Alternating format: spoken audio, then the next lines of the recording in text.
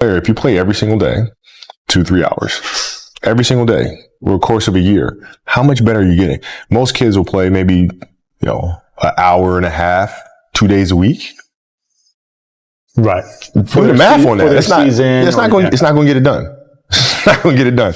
Right. So if you're obsessively training 2-3 hours every single day over a year, over 2 years, you're accelerating. You make quantum leaps, man. If my kid's being bullied, first step, you tell him, hey, don't do it. Second step, you tell a teacher. If he continues, you've been instructed by your dad to use your abilities of jiu-jitsu to show him, don't do this again. And make sure you do it when there's 20 people around, because there are 20 people will be your publicists. They're going to go tell everybody, and you will not be fighting while you're at the school. I was always taught that if someone were to hit you, you don't hit back, and you should go tell a teacher or something like that. How do you balance that and punching back harder if you get punched first? Think about the profile of a bully. He finds targets that he's not afraid of, targets that back down. Do you watch UFC at all? Yeah. Do you know 90% of these guys, when they started fighting, why they started fighting? They got bullied. Yeah. And look who they are now. So there's these elements where you have to stand up. If you don't, the bully's going to keep showing up. Guys, just leave me alone. Let's live in peace.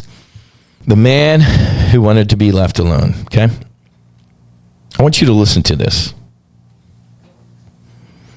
The most terrifying force of death comes from the hands of men who wanted to be left alone. They try so very hard to mind their own business and provide for themselves and those they love. They resist every impulse to fight back, knowing the forced and permanent change of life that will come from it. They know that the moment they fight back, their lives as they have lived them are over. The moment the men who wanted to be left alone are forced to fight back, it is a form of suicide. They are literally killing off who they used to be, which is why when forced to take up violence, these men who wanted to be left alone fight with an unholy vengeance against those who murdered their former lives. They fight with raw hate and a drive that cannot be fathomed by those who are merely play acting at politics and terror. True terror will arrive at these people's door, and they will cry, scream, and beg for mercy, but it will fall upon the deaf ears of the men who just wanted to be left alone. You just become the magnet. Why? Because people are used already to average. Every day they see average. Yeah, but now they start to see something different. They start to see another attitude towards life. And so this feels, I think, like a magnet. Taking care of the mind. How do you do this? In order to know what is important to you, it's necessary also know unimportant things. It's not necessary 7 days a week to only do important things. What I mean is, you need balance.